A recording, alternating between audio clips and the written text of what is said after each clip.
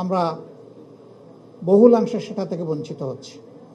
শুধু সংসদের ভিতরে কেন, বাইরেও যে বৈষম্যের বিরুদ্ধে আমাদের যুব সমাজ এবং তাদের ডাকে সাড়া দিয়ে গোটা দেশবাসী একটা দানবীয় সরকারের বিরুদ্ধে ঝাঁপিয়ে পড়ল, সেই বৈষম্যটা আরও পাকাপোক্ত হচ্ছে বলে এখন আমাদের কাছে মনে হয়।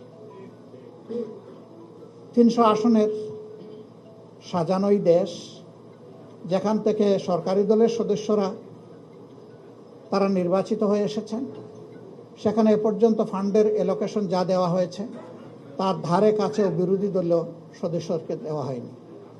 ট্রেজারিটা তো কোনো দলের না।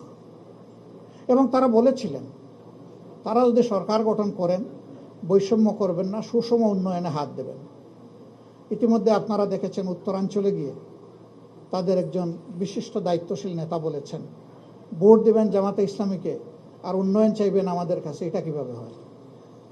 উন্নয়ন তো চেয়ে নেওয়ার বিষয় নয়, উন্নয়ন নাগরিকদের অধিকার। একটা দেশের ভিতরে যখনই বৈষম্য সৃষ্টি হয়, অঞ্চলে জায়গায় বিভেদ সৃষ্টি হয়, তখন সামাজিক অসন্তোষ দেখা দেয়। একটা দেশ সামনের দিকে কখনো আগাতে পারবে না যদি একটা স্টেবল সোসাইটি, একটা স্থিতিশীল সমাজ যদি গড়ে না ওঠে। এবং এইটা তৈরি করার মূল দায়িত্ব সরকারি দলের। আরও দুঃখের সাথে বলতে বাধ্য হচ্ছি, সংসদে 50 জন নারী সদস্য নির্বাচিত হয়েছেন সংরক্ষিত আসন থেকে। একই আচরণ করা হচ্ছে তাদের সাথেও। সংসদে তুমুল সমালোচনার পরে হালকা পাতলা এখন একটু তাদেরকে বিভিন্ন ক্ষেত্রে অ্যালোকেশন ফান্ড দেওয়া হচ্ছে। এটা কেন হবে? এটা তো সমান হওয়া উচিত। আপনারা তো এমনিতেই বেশি আছেন, তো বেশিরভাগ কাজ তো আপনাদের মাধ্যমেই সম্পন্ন হবে। এর উপরে আবার সম্পূর্ণ অসাংবিধানিকভাবে তারা অনেক সংবিধান কথা বলেন। যারা সংরক্ষিত নারী আসনের সদস্য রয়েছেন তাদের সবাইকে বিরোধী দলের আসনগুলোতে অতিরিক্ত দায়িত্ব দিয়ে বসানো হয়েছে। সংবিধানে এই ধরনের কোনো প্রভিশন নাই। অতীতেও বাংলাদেশে সংসদীয় গণতন্ত্রের কোনো প্র্যাকটিস ছিল না।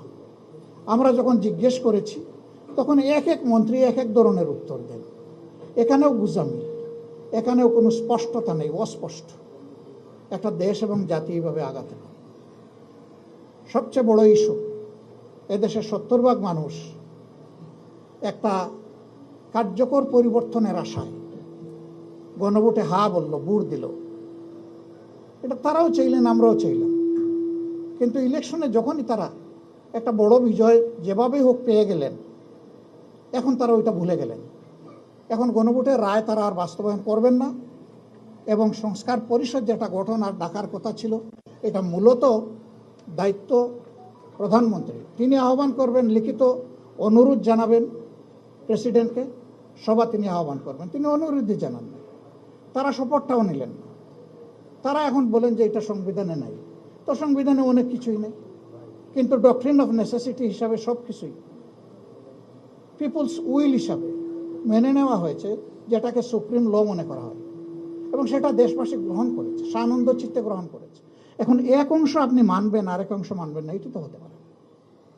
যখন জনগণের রায়কে তারা উপেক্ষা করলেন এবং আমাদের কথা যখন সংসদে গ্রহণ হলো না, আলোচনার পর যখন টকড আউট হয়ে গেল, তখন আমরা স্বাভাবিকভাবেই জনগণের এই দাবির বিষয়টা আবার জনগণের কাছে নিয়ে ফিরলাম।